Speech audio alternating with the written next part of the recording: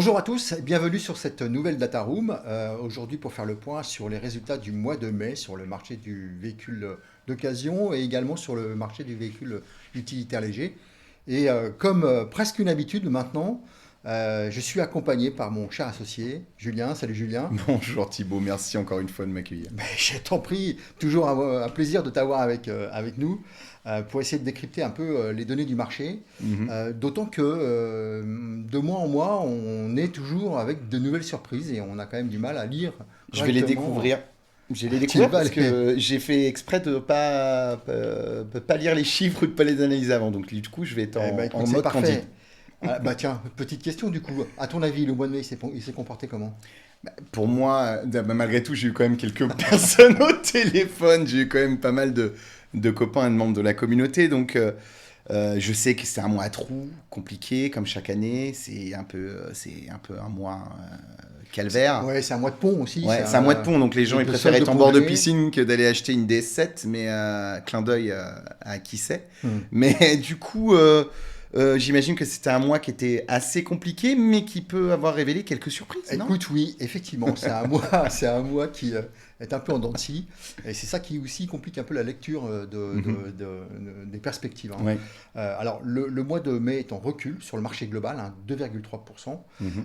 mais on a une petite avancée quand même du marché du neuf, qui Ok. lui est en légère croissance, 3,7% quand même, Moi, je l'ai par vu au rapport à l'année dernière. cumul. J'ai vu au cumul qu'il était il était à peine à l'étal ou à peine sur le cumul de Oui, l'année. alors sur le cumul, on Ouais. va le voir après, mais Mm. effectivement, ça rattrape un peu les volumes du début d'année. Mais Mm. voilà, on a quand même un mois de mai qui est positif Ouais, sur donc le c'est un mois de mai neuf. qui rattrape un petit peu Un petit les peu. difficultés de l'année. Sans... Pour l'instant, j'ai que l'impression que sur le VN, il y a des dégâts, mais ils sont pas si impressionnants ou si On ne sait pas, c'est forts très que ça. décousu en Mm. fait. C'est ce que j'évoquais tout à l'heure, c'est Ouais. que la lecture devient de plus en plus Mm. compliquée. Et puis avec les aléas qu'il y a Puis on a entre. une lecture des volumes. Ouais, et puis oui, oui, Mm. c'est vrai. Oui, pour l'instant, on n'a pas encore les volumes, enfin la partie Mm. tarif-prix. On va voir aussi Mm. les évolutions des prix, mais à mon avis, on peut avoir aussi quelques surprises.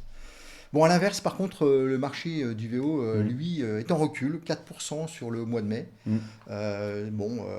J'allais dire, quelque part, plutôt le reflet justement d'un mois un peu atypique. Mm.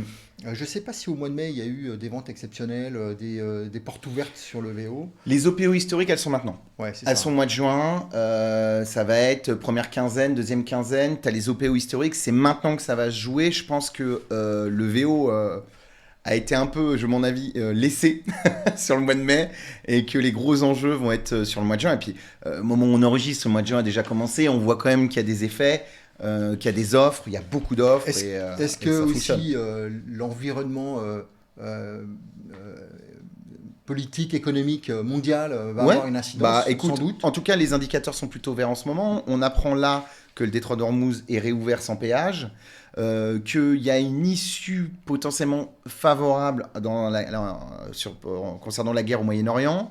Et Bon, là aussi, que on la n'a pas l'abri de politique surprise, globale, hein, oui, bah évidemment, de toute façon c'est Trump qui mène les débats, donc à partir de là, on est Hmm. à l'abri de rien du tout, surtout, et absolument pas de la connerie. Mais par contre, ce qu'on observe réellement, c'est qu'il y a un dynamisme, une sorte de positivisme, qui peut s'accompagner aussi avec l'événement qui nous accompagne, qui est purement loisir, mais le mondial, le mondial de football, ça a toujours un effet, tout comme les JO. C'est un moment où les taux de natalité sont élevés, c'est un moment où on sort beaucoup, où on vit, où on a de l'espoir. Et On puis attention, respire. Mhm. on prépare les vacances. Et pour les vacances, il y a soit beaucoup d'entretiens sur les véhicules, donc il y a des heures d'atelier. Ça, on parle aussi parce que c'est quand même une donnée importante pour les professionnels. Et il y a de l'achat de voiture. Ouais, C'est la voiture avant de partir. On a fait le petit cumul, on a mis la petite caissette. On est prêt à lâcher le premier apport, sachant qu'en ce moment, il y a des offres tellement fortes qu'il n'y a même plus besoin d'apport pour acheter une Oui, voiture. mais c'est Donc ce que ça y est. oui, mais c'est ce On que est bon. j'évoquais, c'est-à-dire que la lecture de la valeur, elle est compliquée à avoir parce Ouais. qu'effectivement, on a des offres qui sont parfois un peu agressives. C'est ce qu'on avait évoqué Totalement. d'ailleurs. On en avait parlé le mois Ouais, dernier, on avait dit exactement. que les constructeurs, et ça s'est vu sur le VN, allaient être dans l'obligation d'avoir des plans Des plus produits agressifs, qualitatifs et des offres ultra agressives. On voit quand même beaucoup de loyers en dessous de 300 euros Oui, c'est vrai. sans apport. Ouais. Donc, ça va être des contrats qui vont durer plus longtemps, des temps de détention plus long. Quid, encore une fois, et on a l'expérience, des VR, tu les reportes sur non pas 3, peut-être 4 ou 5. Tu vas avoir aussi l'expérience des véhicules avec une dégringolade énorme. C'est assez complexe comme montage financier. Je ne suis pas encore rentré, parce que c'est tout frais, dans les détails de ces offres-là, mais elles vont aider à colmater les volumes. Pas sûr qu'elles aident à colmater les pertes et la trésorerie. Oui, c'est clair que ça sera intéressant de voir un petit peu, enfin en tout cas de retirer de la part de nos partenaires plus d'infos sur ce qui explique en tout cas ces données, ces chiffres. Mais je pense qu'au mois de juin, on va avoir un mois assez intéressant. Alors, toujours pour rester sur le mois de mai vite fait, mais même si le marché du VO est en recul, il reste quand même avec une part de marché qui est au-delà de 76%. Donc on est toujours sur une majorité d'immatriculation sur le marché du VO. Le marché du VO ne décroche pas, hein, il reste bien solide quand même sur ses basiques. On peut applaudir encore une fois la résilience et la qualité du travail des professionnels. C'est quand même un marché où il y a une capacité d'adaptation, d'absorption des chocs qui est assez exceptionnelle. Ouais, ça c'est clair, c'est assez agile. Autre point aussi, c'est que on nous continue principalement d'ailleurs en ce moment à nous évoquer la forte croissance du marché électrique, ce qui est une réalité. Mais pour autant, le marché électrique reste quand même assez minoritaire. On est aux alentours de 4% du marché total au cumul. Alors même si on voit cette percée qui Quand tu dis s'accélère total, c'est VNVO ? VNVO, ouais. Oui, sur le VNVO. Ce qui fait que sur le VN, on est toujours sur plus de la moitié, Alors, sur le VN, au cumul, on est pas très loin des 30% quand même, hein, depuis le début de l'année. C'est en full électrique, pas en électrique. En full électrique. Ok. Ouais, mais donc tu sais que ça va se répercuter dans les 3 ans à 4 ans sur le marché du VO. C'est pas... J'aurais pensé qu'on était aux alentours sur le mois de mai à 40-50%. Eh bien non, tu vois. Ouais. Donc c'est l'électrifié qui gagne, mais pas l'électrique encore, totalement. Même si 30%, c'est énorme. Mais exactement. Et j'ai pas les chiffres, mais il faudra qu'on regarde aussi quand même les évolutions des différents types d'hybrides. Parce que j'ai cru comprendre qu'il pouvait y avoir aussi une catégorie d'hybrides qui était plutôt en recul versus l'autre. Donc, sur l'hybride électrique rechargeable ou les micro-hybrides type Prius, etc. Exactement. Okay. Bon, il faudra qu'on creuse. Bon, pour autant, sur l'occasion, on est toujours aussi sur un marché qui est thermique, hein, qui est assez fort en thermique. Hein. L'électrique ne pèse que 4,6% du marché de l'occasion depuis le début de l'année. C'est marrant, c'est-à-dire que l'état du VO actuel reflète le marché global de l'électrique. Exactement. Okay. Bon, sinon sur le cumul, le marché, lui, il est en recul de 3,8%. Ouais. Un recul pour... enfin, presque une stabilité finalement pour le VN, c'est ce que j'évoquais tout à l'heure, c'est-à-dire que le mois de mai, en partie, permet de récupérer les baisses qu'on avait vues au début de l'année, puisqu'on est à une baisse de 0,6% sur le marché du neuf depuis le début de l'année, et le marché de l'occasion, lui, est en recul, 4,6% depuis le début de l'année. Ouais, il pèse tellement lourd que l'impact est immédiat. Quoi. Voilà, il y a quand même des questions... Mais si, encore une fois, même si je ne veux pas clore trop vite le mois de mai, mais c'était une telle purge que plus vite on s'en débarrasse, mieux c'est. Mais les indicateurs de mois de juin, je suis sûr, aujourd'hui, indiquent un rattrapage. Je pense que le mois de juin peut être un vrai mois de bascule positive pour clore déjà le semestre, parce que le marché a besoin de ça. On a besoin de bonnes nouvelles. Ouais, c'est ça. Le mondial, c'est génial. Le Détroit d'Ormuz, c'est génial. Le taux de natalité, c'est génial. Mais ce qu'on veut en ce moment, c'est des indicateurs marchés qui soient positifs. On arrive sur la mi-année. On sait que c'est une année compliquée. Au final, oui, on sait qu'on est en recul, mais globalement, ça se stabilise à peu près. Enfin, on ne peut pas non plus dire que c'est une crise profonde, mais c'est surtout une crise de stabilité, de compréhension, quoi. C'est ça qui, à mon avis, est beaucoup plus marquant cette année. La projection et la prévision pour nos partenaires doit être assez compliquée à faire de mois en mois. Et puis, on avait évoqué il y a quelque temps l'histoire des buybacks. Oui. Quel effet ça va avoir? Quel effet ça a déjà aujourd'hui? Rendez-vous en septembre. Ça a déjà un impact au quotidien depuis plus d'un an. Rendez-vous en septembre. Septembre, c'est la nouvelle vague. Septembre, c'est la nouvelle vague. Et puis, encore une fois, c'est le nouveau tsunami. N'oublions pas qu'on est une année mondiale. Sans doute que la fin d'année sera boostée par les nouveautés qui vont arriver sur le marché. On aura sans doute aussi d'ailleurs des prémices dès la rentrée. Pour amorcer un peu le mondial. Bien sûr. Ces nouveautés, nouvelles citadines, électriques peut-être ou pas, etc., vont peut-être aussi apporter un nouveau souffle, ou un souffle un peu plus dynamique sur l'année globale. Sans doute auprès du neuf, mais ça on le verra. Je suis impatient de voir le mondial pour une chose, c'est que je pense qu'on est arrivé. Tu sais, on a toujours connu des cycles de modèles dans l'automobile. On a eu, pour les significatives, on va parler par exemple des monospaces. Tu te souviens de l'ère des monospaces qui s'est étouffée. Après, il y a eu l'ère des. Avant, il y avait l'ère des breaks. Ça a fait break, monospace. Maintenant, c'est le SUV. Est-ce que le SUV. Le SUV, il est plus tellement à la mode en soi. Écoute, malgré tout, ça reste quand même des volumes qui sont vraiment impressionnant. Quels vont être les modèles de demain? Parce que le modèle de la citadine, lui, en contraire, il a une constante, quoi. Ouais. C'est une nécessité, donc il existera tout le temps et il est plutôt stable. Mais j'aimerais bien savoir quel type de voiture, quel nouveau cycle on va créer. Parce que ce que je vois des électriques venus de Chine ou d'Europe, la majorité quand même, c'est des gros véhicules très lourds. Ouais, mais c'est pour ça que je pense qu'on va avoir des surprises. Enfin, je suis pas dans les petits papiers, on n'est pas dans les petits papiers, mais je pense qu'on va avoir des surprises pour le mondial. Et c'est pour ça que je suis impatient de voir. Ouais. J'aimerais savoir quelle nouvelle ère nous attend. Est-ce que encore une fois, on continue dans la folie du poids? Moi, j'adore les bagnoles colossales, donc c'est pas pour me déplaire, mais il faut du bruit. Moi j'aime bien. Ouais. Tu vois, hier, voilà, encore une fois, j'avais un déjeuner avec des amis et ça fait quand même quelque chose d'entendre une Mercedes C63 AMG Black Series. Ça crée une émotion. Alors oui, c'est plus dans l'air du temps, peut-être. Mais une ligne à Krapovic ouverte, c'est quand même quelque chose. Mais pour revenir à l'actualité, le mondial va nous donner un indicateur sur quel type de véhicule va représenter les 10-15 prochaines années. C'est clair, je pense qu'on en est. D'ailleurs, j'en profite pour passer un petit message pour remercier nos amis d'Hopscotch qui organisent le mondial de l'auto, puisqu'ils nous ont réservé un espace à l'intérieur du mondial qui est assez un écran qui est assez une magnifique. Exclusivité pour les membres du club. Voilà. Je fais un peu de teasing, mais pour ceux qui nous écoutent et nous suivent, n'hésitez pas à revenir vers nous, on a des belles choses à vous annoncer pour le terme. Voilà, alors ça c'était une petite conclusion en tout cas pour le marché du VP. Maintenant on passe au marché du véhicule utilitaire léger qui lui suit au global la même tendance que le marché du VP sur la globalité du marché pour le mois de mai. Un recul de 3,7%. Mais par contre, ce qui est assez étonnant, c'est qu'on a un marché du neuf, du véhicule utilitaire neuf, qui lui plonge moins 10% sur le mois de mai, ce qui est assez, c'est un recul assez fort. Là où à l'inverse, on a un marché de l'occasion qui n'est pas en croissance, mais qui est en stabilité, puisqu'il baisse et il recule juste légèrement de 0,6%. Le message, il est très clair. Le message, il est orienté directement vers le gouvernement. Il est orienté directement vers les banques qui ne jouent pas le jeu, parce que je trouve que les banques sont très, très, très préservées de la situation actuelle. On parle très, très peu, mais les banques ne sont pas d'un très grand soutien sur le marché de l'entrepreneuriat aujourd'hui. Et c'est juste que les trésors sont vides. Passer des messages. C'est juste que les caisses sont vides. T'as pas de trésorerie, tu changes pas les fourgonnets. Enfin, c'est un truc.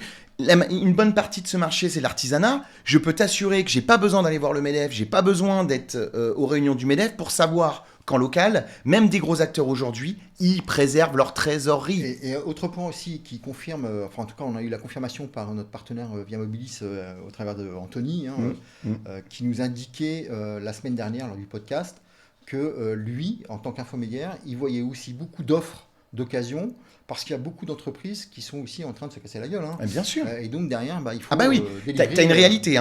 Problème de trésorerie, problème à obtenir des financements, problème d'acteurs qui n'existent plus, qui disparaissent. Voilà, ça te fait... Et moins 10, je trouve que ça amortit plutôt pas mal. Cela, on parle d'un marché pro.